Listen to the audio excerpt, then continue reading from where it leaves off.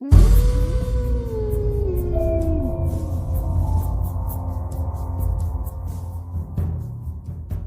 कहानी की लेखिका है सोनिया सैनी। पिछले 4 साल में ये तीसरा ट्रांसफर था।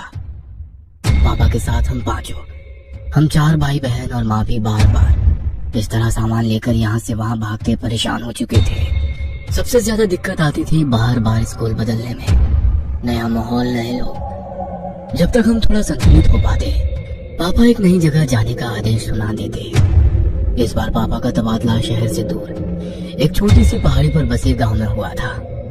हम चारों का मुंह लटका हुआ था। एक तो गांव, वो भी इतना पिछड़ा हुआ, न ढंग का स्कूल होगा न रहने की जगह। ऊपर से हमारे बड़े परिवार का छोटे मोटे मकान में गुजारा भी नहीं था। पापा ने बताया कि रहने के लिए डाक विभाग की ओर से एक पुराना बंगला तैयार कर दिया गया है, कोई दिक्कत नहीं आएगी। भारी मन से हमने अपना शहर वाला मकान छोड़ा और पहाड़ी के लिए निकल पड़े। हम 4 भाई बहनों में सबसे बड़ा मैं, रवि, फिर मुझसे छोटा सचिन, फिर हमारी 2 छोटी बहनें, एक विनी जो 14 साल की थी और सबसे छोटी सोनी थी। विनी चारों भाई बहनों में सबसे ज्यादा चंचल और खिलंदा स्वभाव की थी। हर समय हंसना, मुस्कुराना, खेलना, कूदना, सबको परेशान करना, यही उसकी दिनचर्या थी। हम नए बंगले में पहुंच चुके थे। बंगला हमारे अंदाजे से कहीं गुना बड़ा था। बंगले का एक भाग हमारे रहने के लिए साफ किया गया था, बाकी लगभग आधे भाग में कहीं ताले जड़े थे तो कहीं भयंकर टूट फूट मची थी। कहीं कहीं दरवाजे पर सांकल लगाकर छोड़ा गया था। हम बंगले को घूम घूम कर देख ही रहे थे कि एक बूढ़ी महिला लाठी टिकाते आ गई। उन्होंने बताया कि उनके पुरखे भी इसी हवेली की देख रेख करते थे। वो अपने माता पिता की इकलौती संतान थी। शादी के कुछ समय बाद ही उसके पति का देहांत हो गया तो वो वापस अपने मायके आ गई और इसी हवेली की देखरेख करने लगी। माई लगभग 75 साल की बूढ़ी महिला थी। हमारे परिवार को देखकर उन्होंने मेरी दोनों छोटी चुलबुली बहनों के सर पर प्रेम से हाथ फेर कर कहा, अल्लाह हाफिज। आप मुस्लिम हैं?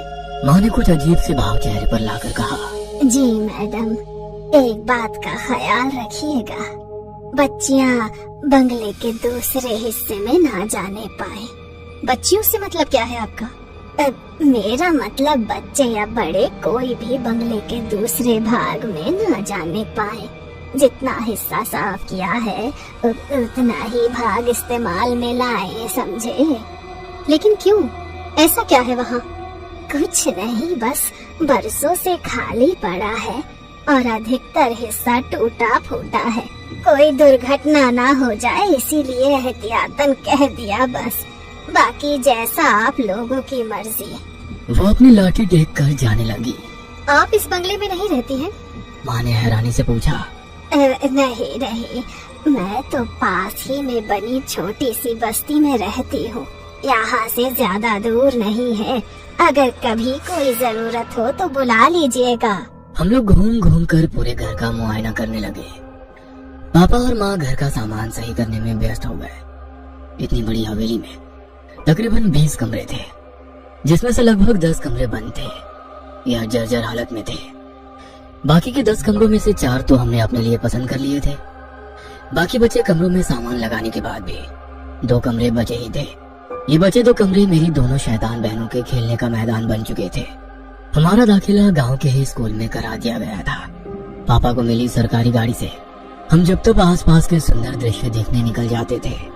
पहाड़ी इलाके बेहद खूबसूरत होते हैं। पहाड़ों में प्राकृतिक सुंदरता के अतिरिक्त एक और चीज बहुत प्रसिद्ध होती है, वो है यहाँ के काले जादू और भूत प्रेत की कहानियाँ।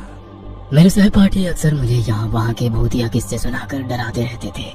मैं भी घर आकर अपने छोटे भाई बहनों को डराने के उद्देश्य से वो कहानियाँ और भी मिर्च मसाला लगाकर सुनाता। जब वो तीनों अक्सर डर से रोने लगते तो मुझे अपनी जीत का एहसास होता और मेरे चेहरे पर मुस्कान खिल जाती। हमें यहाँ आए अभी कुछ ही दिन हुए थे। मैं छोटे भाई सचिन के साथ क्रिकेट खेल रहा था। मुझसे तीनों बच्चों का ख्याल रखने का बोलकर माँ काम निपटा कर निश्चिंत होकर सोने चली गई थी। दोनों छोटी बहनें भी खाली पड़े कमरों में धमाचौकड़ी मचा रही थी। जाने क्या हुआ, अचानक एक तेज चीख की आवाज सुनाई पड़ी। मैं और सचिन बैट बॉल वहीं फेंक कर तेजी से अंदर की ओर भागे। चीख की आवाज सुनकर माँ भी अपने कमरे से दौड़ती हुई बाहर निकल आई थी। हम दौड़ते हुए हॉल में पहुंचे। वहां कोई नहीं दिखाई दे रहा था। सोनी के रोने की लगातार आवाजें आ रही थी। मुझे समझते देर ना लगी कि सोनी की रोने की आवाज हवेली की दूसरी भाग से आ रही है। मैंने सचिन का हाथ पकड़ा और दौड़ते हुए हवेली के वर्जित भाग में घुस गया। हर तरफ मकड़ी के जाले और ढोल का अंबार लगा हुआ था। सामने देखा तो विनी नीचे बेहोश पड़ी थी और सोनी उसके पास खड़ी जोर जोर से रो रही थी। लगभग उसी समय माँ भी हमारे पास पहुंची। विनी को बेहोशी की हालत में देखकर माँ की चीख निकल गई। किसी तरह विनी को लेकर हम बाहर हवादार कमरे में आए। सोनी को पुचकार कर चुप कराने के बाद मैंने उससे पूछा, तुम चीखे क्यों और विनी कैसे बेहोश हो गई? भैया मैं नहीं चीखी, मैं तो विनी को खोजती हुई बाहर हॉल में गई थी। वो शायद अंदर वाले कमरे में छिपने गई थी। उसकी चीख की आवाज सुनकर मैं भाग कर आई तो वो ऐसे नीचे पड़ी हुई थी। सोनी ने सुबकते हुए बताया। माँ विनी को देखकर रोने लगी थी। मेरी हालत भी खराब हुई जा रही थी। माँ को संभालूं, सोनी को संभालूं या फिर बेहोश पड़ी विनी को देखूं। सचिन दौड़कर 2 गिलास पानी लिया। एक गिलास माँ को थमाकर दूसरे से विनी के चेहरे पर छींटे मारे तो वो धीरे धीरे होश में आने लगी। विनी को कुशल मंगल देखकर माँ और सोनी का रोना थम गया था। माँ ने प्यार से विनी के सर पर हाथ रखकर पूछा, क्या हुआ बेटा, तुम बेहोश कैसे हो गई? मैं छिपने के लिए जगह ढूंढ रही थी। वहाँ उस कमरे के दरवाजे पर साकल बंद थी और उस पर रक्षा सूत्र बंधा हुआ था। मैंने उसे खोलकर कमरे में जैसे ही प्रवेश किया वहाँ सब धुआं सा दिखने लगा। कुछ अजीब सी महक आ रही थी। वहीं से मैंने बाहर निकलने की कोशिश की तो लगा जैसे बाहर आने का रास्ता ही खो गया है। मुझे बहुत डर लग रहा था, इसीलिए मैं डर के मारे चीख पड़ी। उसके बाद मुझे नहीं पता मैं यहाँ कैसे आई।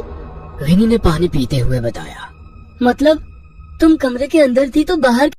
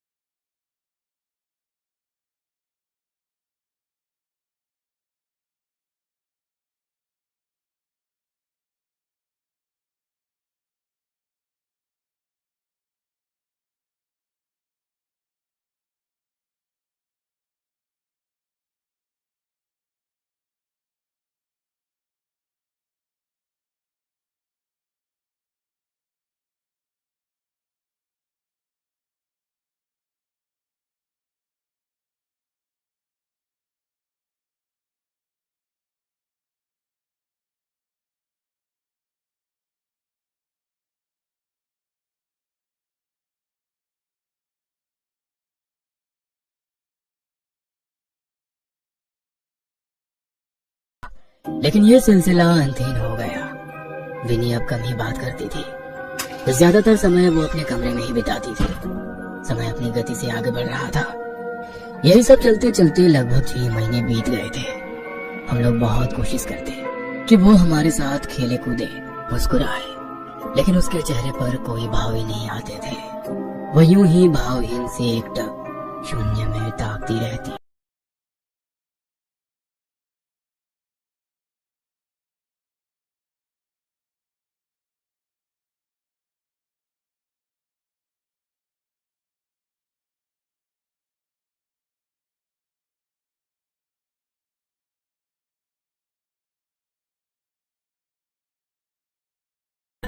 और मिठाई का डिब्बा पकड़ा दिया। अरे मेरी पदोन्नति हो गई है, तनख्वाह भी बढ़ेगी और अगले 4 साल तक कहीं भागना भी नहीं पड़ेगा। पापा ने खुश होकर कहा।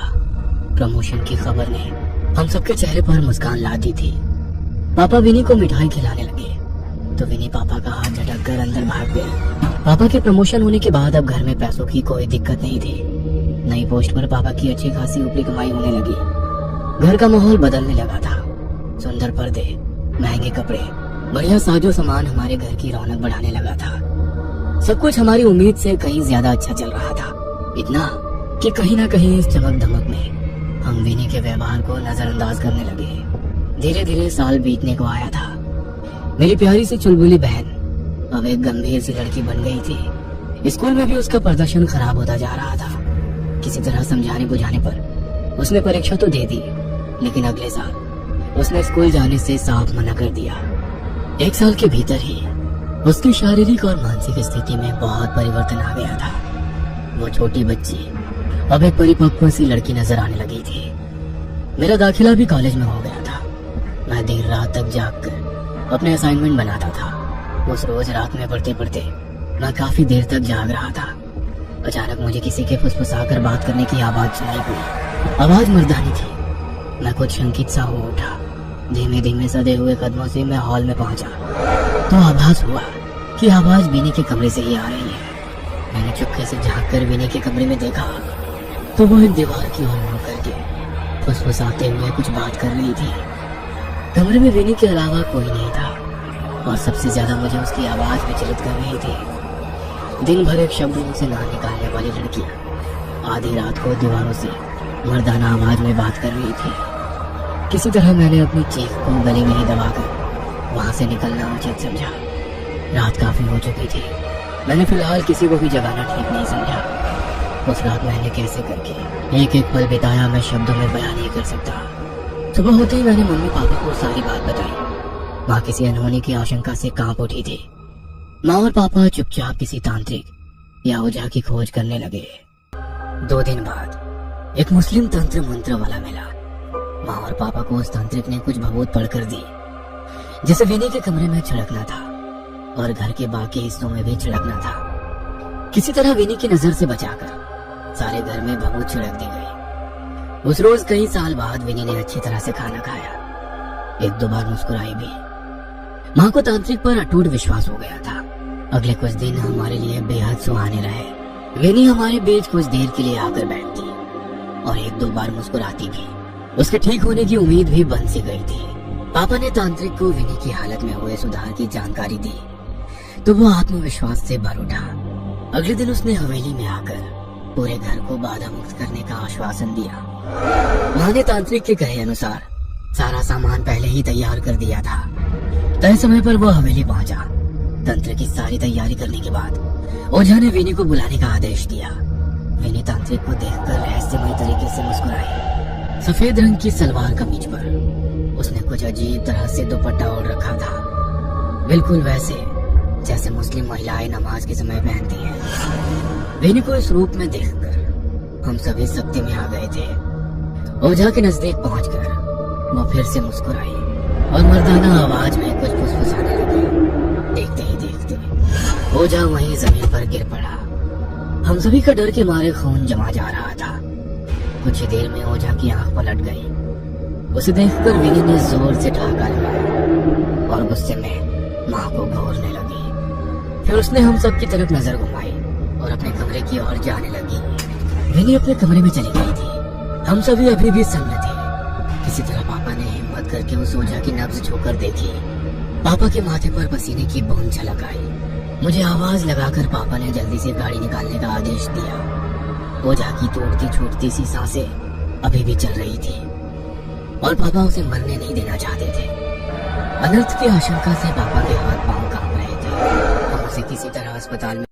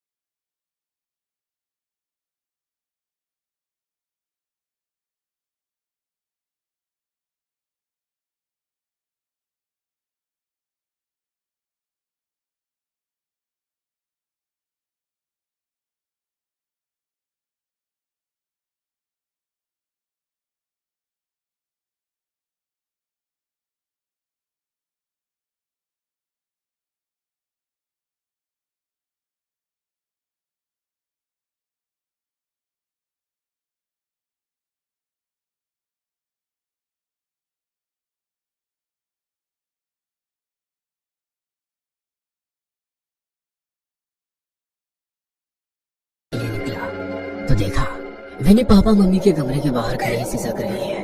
उसकी पीठ मेरी ओर थी, लेकिन ध्यान से सुनने पर उसकी कुछ आवाजें टूटे हुए लहजों में मुझ तक पहुंच रही थी। मैं कमरे की ओट में छिपकर सुनने की कोशिश करने लगा। हमारे वालिद और अम्मी को मुआफ कर दो, वो बस हमारी खैरियत चाहते हैं। अल्लाह के लिए उनकी जान बख्श दो, या अल्लाह मदद कर। विनी की आवाज मुझ तक पहुंची। विनी की भाषा सुनकर मेरे पूरे शरीर में अजीब सी झुरझुरी दौड़ गई। मेरे हिंदू परिवार में पली बड़ी बहन कब और कैसे इतनी शफाक उर्दू बोलने लगी? दिमाग काम नहीं कर रहा था। अचानक ही प्यास से मेरा गला सूखने लगा। वो किससे याचना कर रही थी? क्या रहस्य है इस उर्दू का? मैं समझ ही नहीं पा रहा था। अगले कुछ दिन विनी ने अपने कमरे में ही बिताए। तीसरे दिन खाने की टेबल पर बैठते हुए उसने माँ से खीर खाने की फरमाइश की। माँ ने खुशी खुशी उसके लिए खीर बना दी। फिर धीरे धीरे उसके खाने को लेकर मांग बढ़ती ही गई। कभी वो चाट मांगती तो कभी भटूरे। बस अपना खाना सीधा कमरे में उठाकर ले जाती। उसका पहनावा, रहन सहन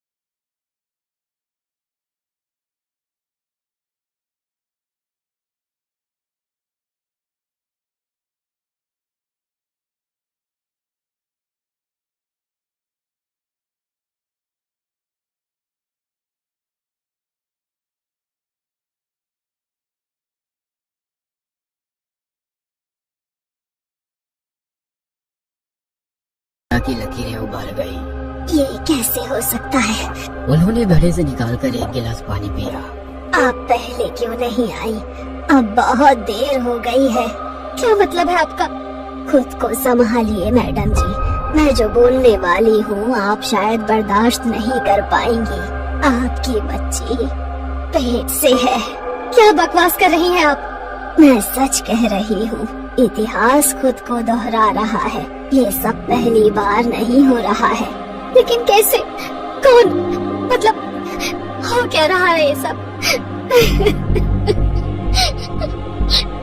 मैं आपको पूरी बात बताती हूँ, आप थोड़ा धैर्य रखिए।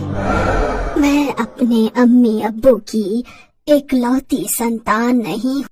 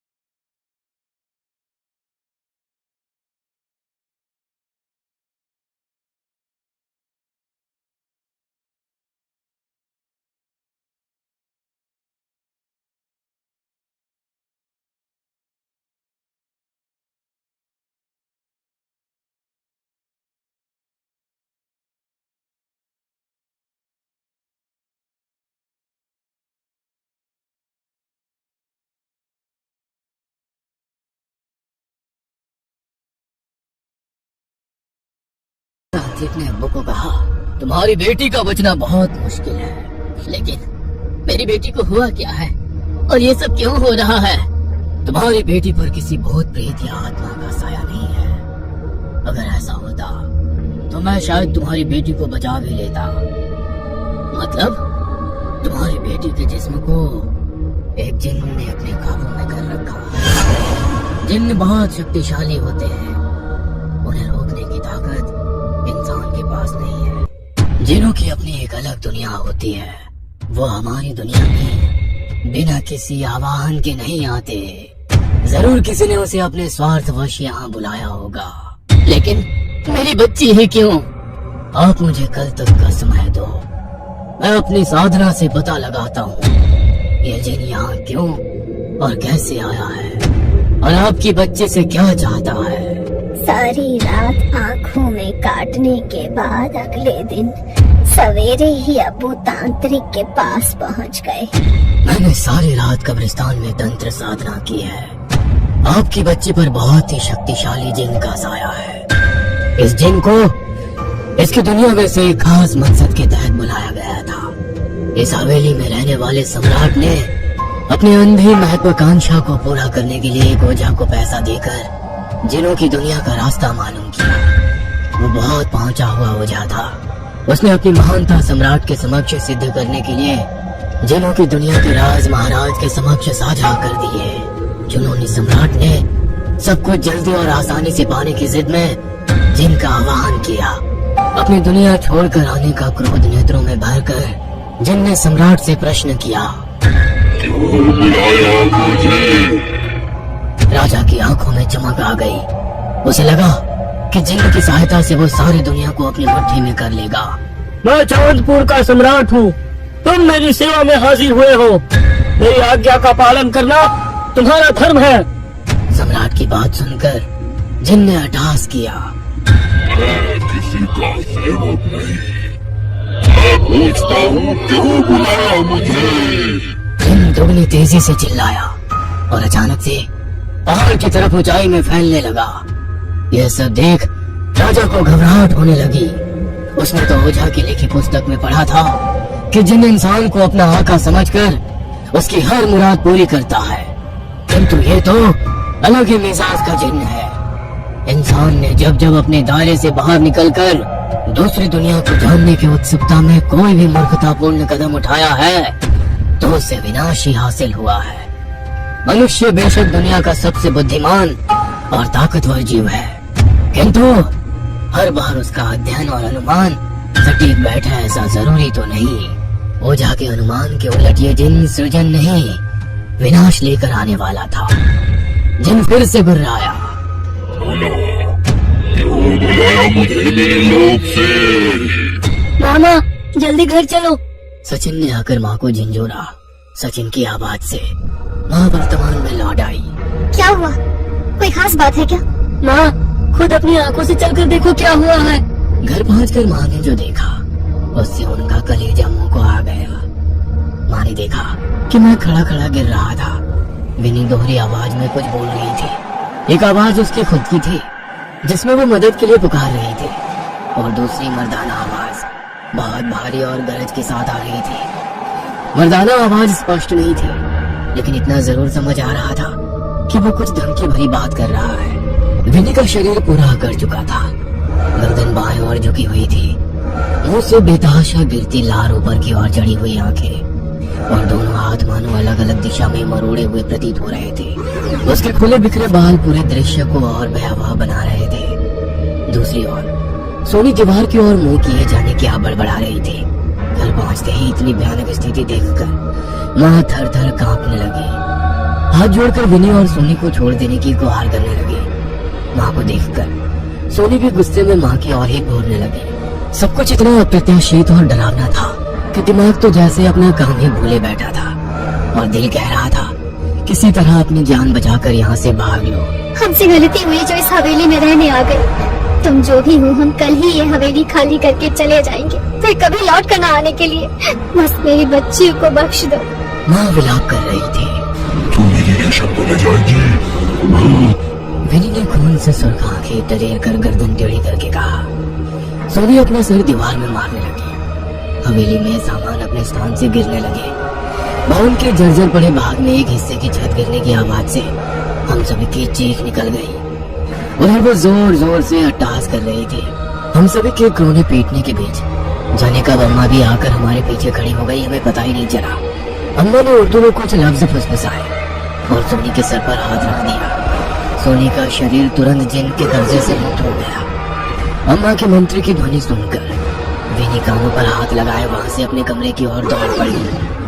हवेली में उठ रहा तूफान भी शांत हो गया। हम सभी एक दूसरे को गले लगाकर बेसुध हुए रोते जा रहे थे। अम्मा, आज आप ना आती तो वो शैतान मेरी सोनी को भी अपने कब्जे में ले लेता। वो हम सबको कहीं नहीं जाने देगा। हम सब यही एक एक करके मारे जाएंगे। सचिन ने रोते हुए कहा। अम्मा, आप ही कोई उपाय सुझाइए। आप अपने मंत्र से मेरी विनी को भी ला दीजिए। मैं कुछ नहीं कर सकती मैडम, ये तो बस कुछ ही देर तक असर करेगा। उसके बाद जिन चाहे तो फिर से अपना कब्जा जमा सकता है। आप अपनी कहानी पूरी करिए। आगे क्या हुआ, मुझे पूरा सच जानना है। जिन का क्रोध बढ़ गया। उसने इफरित की मांग की। सम्राट इफरित का अर्थ नहीं समझ सका। उसने जिन को धन दौलत गहनों का लालच देने का प्रयत्न किया। जिन ने क्रोध में अपना आपा खो दिया और उसने सम्राट की उसी क्षण हत्या कर दी। उसके बाद जिन ने जो भी उसके सामने आया सबका खून पी लिया। पूरी हवेली लाशों से पटी पड़ी थी। धीरे धीरे लाश वही पड़ी सड़ने लगी। पूरे गांव में खबर फैलने के कारण कोई भी हवेली के आसपास तक नहीं आया। लाशों की सड़न, सीलन और हवेली में फैले घुप अंधेरे में जिन को सुप्त अवस्था में पहुंचा दिया। बरसों तक इंसानी हलचल न होने के कारण जिन सबसे भीतर के बदबूदार और सीलन भरे कमरे में लुप्त हो गया। बरसों बीत गए। दशक बाद भी जब वहाँ कोई अनहोनी न घटित हुई तो लोग धीरे धीरे उस हादसे को भूलकर हवेली के आसपास आने जाने लगे। फिर अंग्रेजी हुकूमत ने वीरान पड़ी हवेली को डाक बंगला बनाकर मेरे पिताजी को यहाँ भेज दिया। धीरे धीरे हवेली की साफ सफाई की गई। भीतर के जिस कमरे में मेरे अम्मी अब्बू रहने आए वहीं जिन भी अदृश्य रूप में विद्यमान था। दशक बाद इंसानी जिस्म की महक पाकर वो क्रोध में भर उठा, किंतु जैसे ही उसने मेरी आपी रेशम को देखा वो उसके जिस्म की महक से मचल उठा। इफरित वो खुशी से झूम उठा। इफरित यानी जिन की महिला साथी। जिन लोक में उनके लिए धन दौलत ऐश्वर्य किसी भी वस्तु की कोई कमी नहीं थी। बस एक ही वस्तु थी जो जिन लोक में नदारत थी, वह थी इफरित यानी महिला जिन। अक्सर इफरित को पाने के लालच में जिन अपना लोक छोड़ इंसानी आवाहन पर धरती लोक चले आते हैं। जिन मंत्रों का उच्चारण करके राजा ने जिन को बुलाया था वो सभी अरबी भाषा में लिखित थे, जिनका वास्तविक अर्थ राजन नहीं समझते थे। वास्तव में उनका अर्थ ही था, आओ इस दुनिया में तुम्हारा स्वागत है। अपने लोक के सारे सुखों को त्याग कर आओ। आओ तुम्हारी इफरित तुम्हारा इंतजार कर रही है। आओ और संपूर्णता के एहसास के साथ इस लोक में बसर करो। इफरित का साथ पाकर स्वयं को अन्य जिनों से श्रेष्ठ घोषित करो। जिस इफरित के लिए जिन अपना लोक छोड़ कर आया था वो उसे मेरी आपी में नजर आ गई। 13 बरस की नाजुक सी, रुई के फाहे जितनी सफेद और कोमल, जिसकी मुस्कुराहट पर मानो हर सिंगार के फूल झड़ते हो, जिसकी बोली पूरी हवेली को झंकृत कर देती थी। जिनकी काली नजर उस पर पड़ चुकी थी। अब वो किसी भी कीमत पर संपूर्ण होना चाहता था। उसने अपनी शक्तियों से अम्मी अब्बू के जीवन में मान सम्मान ऐश्वर्य और रुपयों की बरसात करा दी। उनके नेत्रों पर लोभ का पर्दा चढ़ाकर वो धीरे धीरे आपी को अपने बस में करने लगा। जिनने आपी के दिमाग को पूरी तरह से नियंत्रित कर लिया था। आपी के शरीर और उनके जीवन पर वो अपना एकाधिकार समझने लगा था। मात्र 15 बरस की आयु में उसने आपी की नाक में नथ पहनाकर उसे अपनी इफरत बना लिया था। अब वो आपी को अपनी उंगलियों पर नचा रहा था। उनकी सोचने समझने की शक्ति को लगभग शून्य सा कर दिया था उसने। उनका दिमाग इस कदर जिनके बस में था कि अम्मी अब्बू की बात भी उनको समझ नहीं आ रही थी। पूरे 24 घंटे में से तकरीबन आधा घंटा ऐसा होता था जब जिनकी शक्तियाँ नग्न होती थी। उसी दौरान अक्सर कुछ चेतना लौटने पर आपी कमरे से बाहर निकलती या कभी मुस्कुरा भर देती। जिनका इंसानी रूह पर कब्जा करने का काम एक पल में नहीं होता। धीरे धीरे वो इंसान की रूह को अपना गुलाम बनाता है। उस समय अगर आपी अम्मी अब्बू को कुछ बता पाती तो शायद उनको जिन के चंगुल से बचाया जा सकता था। अम्मी अब्बू की आंखों पर पड़े लालच और सुख समृद्धि के पर्दे ने उन्हें आपी की ओर देखने ही नहीं दिया। जब तक उन्हें पता चला मेरी 15 बरस की कच्ची उम्र की आपी की कोख में उस दुष्ट आत्मा का अंश आ चुका था। अब्बू ने तांत्रिक के आगे हाथ पांव जोड़े कि किसी भी तरह वो मेरी आपी को बचा ले। पहले तो तांत्रिक ने स्पष्ट मना किया, परंतु बाद में वो अपनी शक्तियों के परीक्षण को राजी हो गया। अपनी क्षमता के अनुरूप तांत्रिक ने तंत्र मंत्र का सभी सामान एकत्रित किया और 3 ताबीज बनाकर साथ में रख लिए। हवेली के दरवाजे पर पहुंचकर जैसे ही उसने पहला कदम अंदर रखा, उसे मानो जोर का करंट सा लगा। तांत्रिक झटक कर हवेली के भीतर आ गिरा। उसका शरीर नीला पड़ने लगा।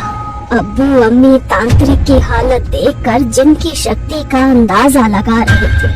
किसी तरह गिरते पड़ते भी तांत्रिक ने सारी विधि का सामान जमीन पर बिछाकर जैसे ही तंत्र शुरू किया, एक जोरदार आंधी आई और सब अपने साथ उड़ा ले गई।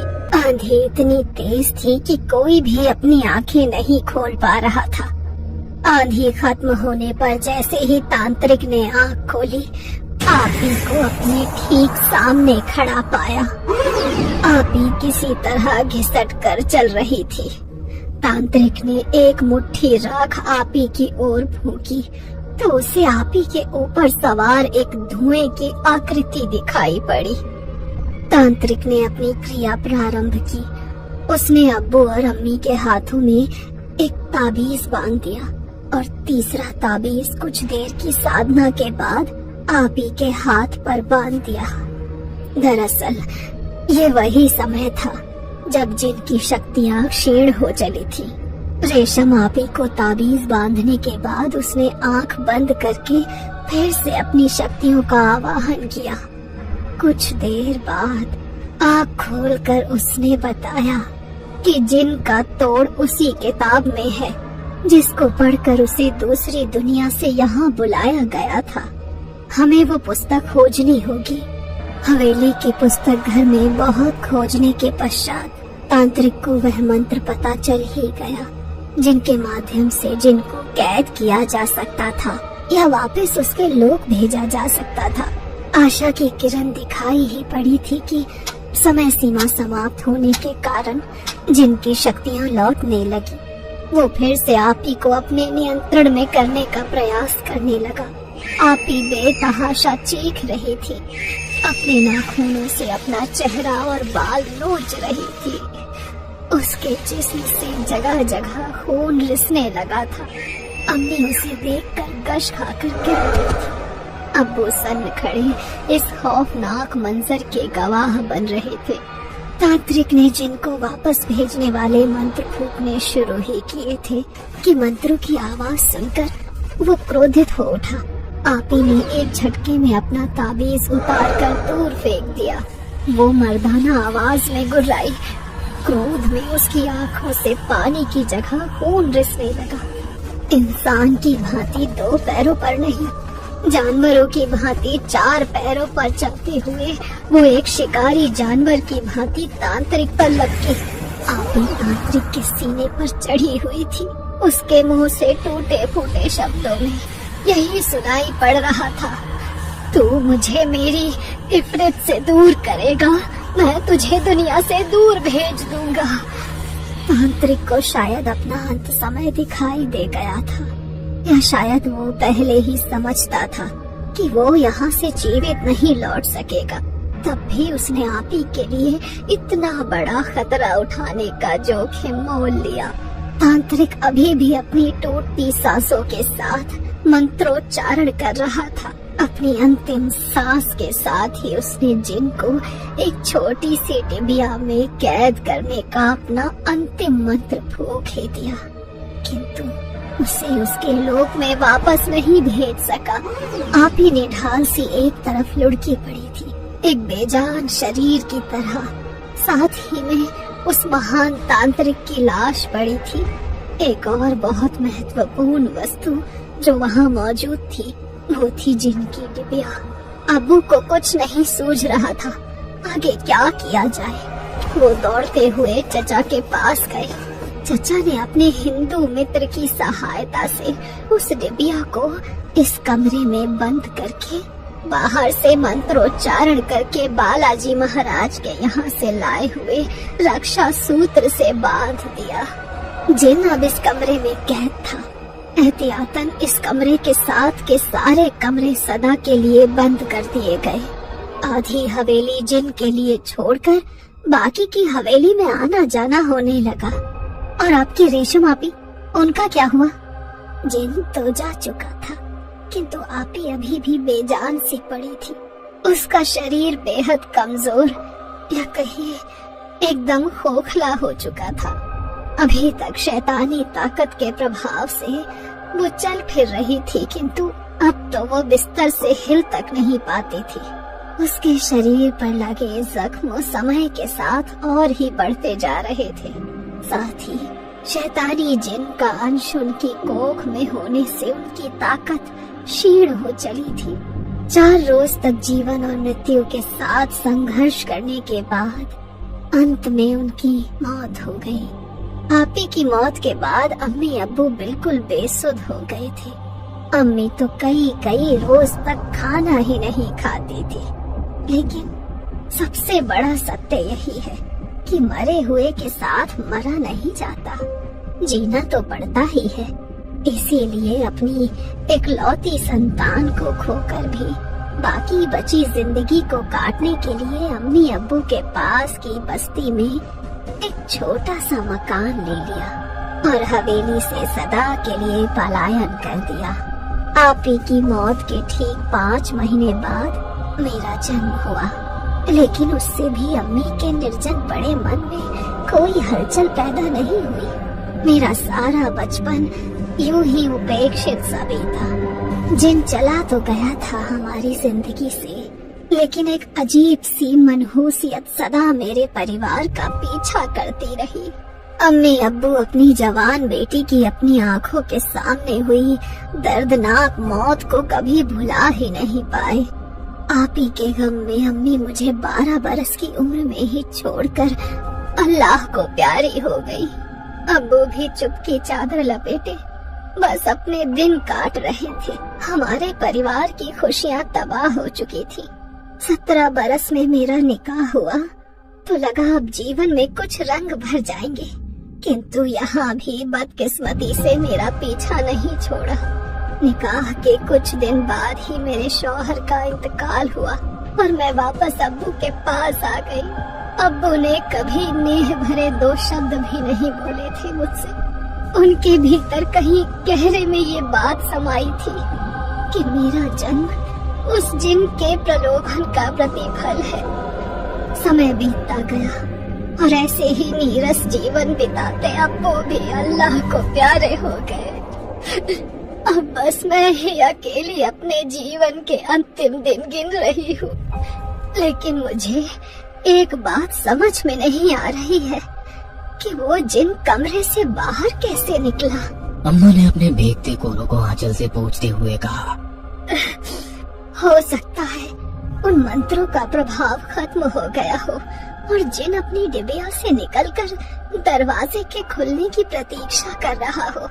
विनी ने भूलवश दरवाजा खोला हो और जिन ने उस पर अपना असर दिखा दिया हो। रेशम की कहानी सुनने के बाद माँ बहुत बेचैन सी नजर आ रही थी। रह रहकर उनकी आंखों से आंसू गिरने लगते, किंतु आज वो अपनी ममता में ना बहकर विवेक से काम लेना चाहती थी। अम्मा, अब आप ही सुझाव दें अम्मा। मेरी बच्ची भी उस शैतान का अंश अपनी कोख में लिए हुए है और शायद उसे अंदाजा हो गया है कि हम कुछ न कुछ कदम उठाने वाले हैं। तभी विनी अपने कमरे से बाहर निकल आई। अम्मा ने मंत्र पढ़ते हुए हाथ सोने के सर पर रख लिया, क्योंकि इस समय वही जिन का अगला शिकार थे। विनी घसीटते हुए हॉल में दाखिल हुई। अम्मा को लगा मानो उसकी रेशम आप ही घसीटते चली आ रही हो।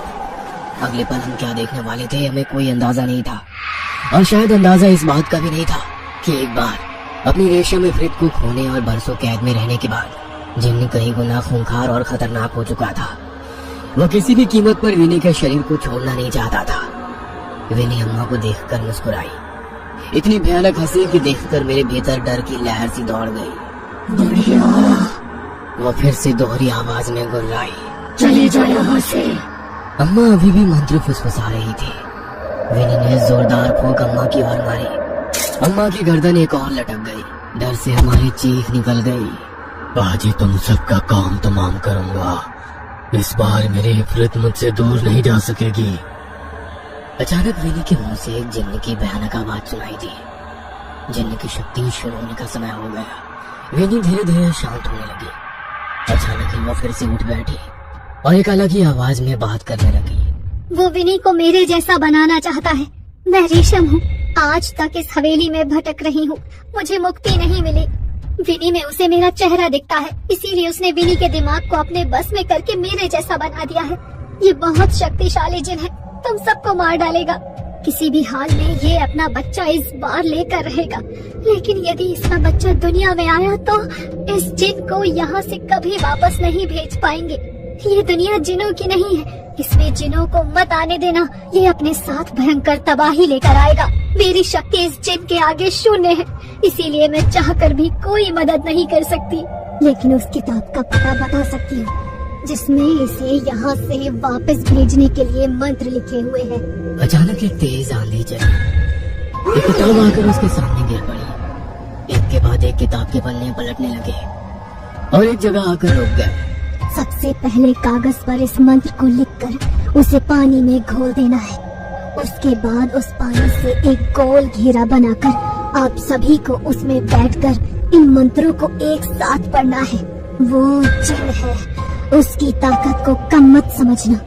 वो तुम्हें डराएगा, भ्रमित करेगा, लेकिन तुम रुकना नहीं। रेशम के बताए अनुसार माँ ने जल्दी जल्दी एक कागज में उस किताब से देखकर मंत्र लिखे और एक गिलास पानी में उसे घोल दिया। लेकिन ये सब मंत्र तो अरबी में लिखे हुए हैं, हम उसे नहीं पढ़ सकते। इन्हें अरबी में ही पढ़ना है। मैं उनका उच्चारण यहाँ लिख देती हूँ, जल्दी करो, जिन के लौटने का समय हो रहा है। जिन से अपनी बहन को बचाने का एक आखिरी उपाय मुझे मिल गया था। रेशम के बताए अनुसार हमने सारी तैयारियां कर ली थी। माँ ने गिलास के पानी में घेरा बनाया और हम सब ने एक साथ मंत्र पढ़ना शुरू कर दिया। हम टूटी फूटी जुबान में उस मंत्रों को पढ़ रहे थे। मंत्रों की आवाज सुनकर विनी दौड़ती हुई अपने कमरे से बाहर आई। वो अपने कानों पर हाथ रखकर पूरी ताकत से चिल्ला रही थी। कुछ ही पलों में उसके कानों से खून बहने लगा था। आज पहली बार हमने अपनी खुली आंखों से उस भयानक शक्ल वाले जिन्न को अपने सामने पाया। विनी दर्द से बिलबिला रही थी। हाथ जोड़कर हमसे उन मंत्रों को बंद करने की विनती कर रही थी।